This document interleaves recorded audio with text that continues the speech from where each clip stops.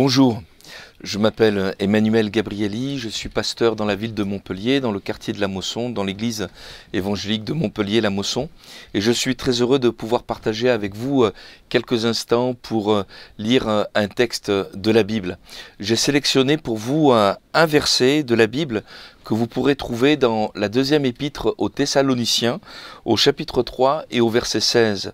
Et l'apôtre Paul termine sa lettre qu'il avait adressée aux chrétiens de la ville de Thessalonique en disant ceci: que le Seigneur de la paix vous donne lui-même la paix, en tout temps et de toute manière, que le Seigneur soit avec vous tous.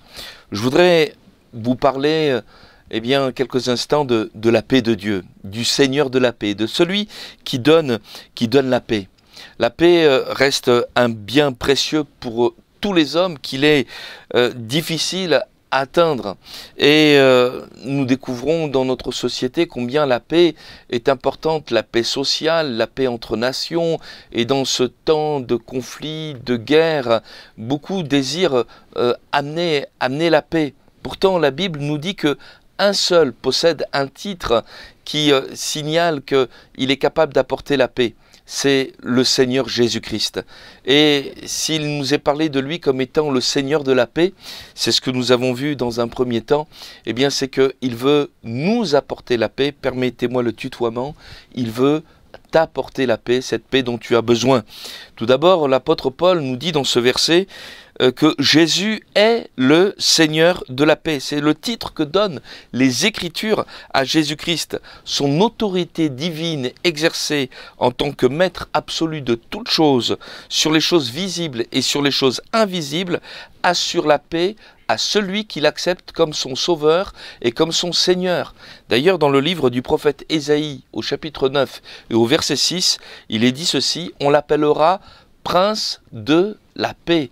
Il y a un principe pour avoir la paix, c'est de rencontrer Jésus-Christ, c'est de faire avec lui une alliance, de le choisir comme son sauveur et son Seigneur. Sans Jésus-Christ, il ne peut pas y avoir de la paix. Alors peut-être vous poserez-vous cette question: oui, Jésus est capable de donner la paix, d'apporter la paix, il est celui qui est le Seigneur de la paix, mais comment puis-je faire? Quel prix dois-je payer pour obtenir, pour recevoir cette paix? Eh bien, l'apôtre dit ceci: que le Seigneur de la paix vous donne lui-même la paix. La paix n'est pas à monnayer, la paix est donnée. Et cette paix est une paix qui a été acquise pour nous par Christ à la croix, à Golgotha. Et en donnant sa vie par amour pour les hommes, Jésus a effacé la dette de notre péché. Car ce qui procure l'absence de paix, le tourment, l'angoisse, la contrariété et la peur de la mort, ce n'est ni plus ni moins que les conséquences de nos péchés. Et Jésus est venu afin que nous ayons la paix en payant notre dette à la croix du Calvaire. Et nous savons que nous serons avec Dieu pour l'éternité, car en Christ, nous avons trouvé la paix. Et Paul dira encore: étant donc justifiés par la foi, nous avons donc la paix avec Dieu par notre Seigneur Jésus-Christ. C'est dans l'Épître aux Romains, au chapitre 5 et au verset 1er. Cette paix, Paul, dans ce que nous avons lu, verset que nous sommes en train de détailler, nous dit que le Seigneur de la paix vous donne lui-même la paix en tout temps. La paix en tout temps. Cette paix ne dépend que de Christ, elle ne dépend pas des circonstances, elle ne dépend pas des époques, elle dépend simplement de notre foi que nous plaçons en Jésus. Nous pouvons avoir des moments difficiles ou des moments heureux, mais la paix que Dieu donne est placée dans notre cœur et rien ni personne ne peut l'enlever. Que votre cœur ne se trouble pas, mais restez dans la paix.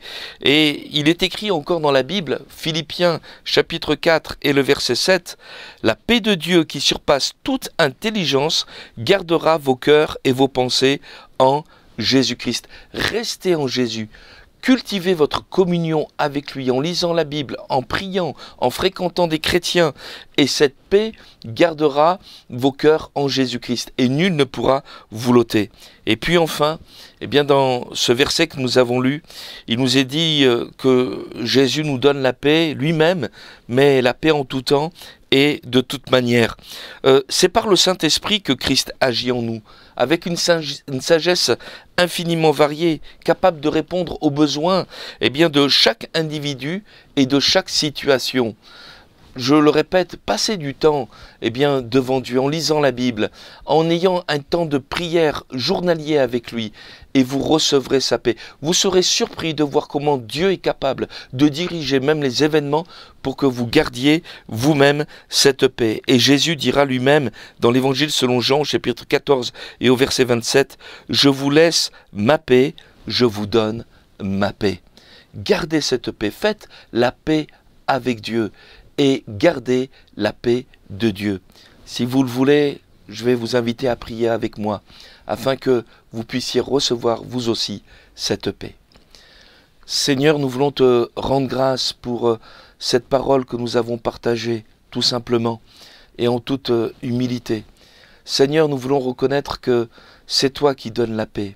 Et tu vois, Seigneur, les amis qui écoutent ce message et qui, Seigneur, ont besoin de cette paix, qu'ils puissent la trouver en te plaçant au centre de leur vie, en te plaçant, Seigneur, sur le trône de leur vie. Alors, ils feront l'expérience que lorsque tu règnes, lorsque tu pardonnes, lorsque tu conduis nos vies, alors la paix est là. Seigneur, merci pour Golgotha, merci pour la croix, merci pour tout ce que tu accomplis, afin que nous ayons la paix. Seigneur, que ton nom soit loué, que ton nom soit glorifié. À toi toute la gloire, Seigneur. Amen. Que Dieu vous bénisse.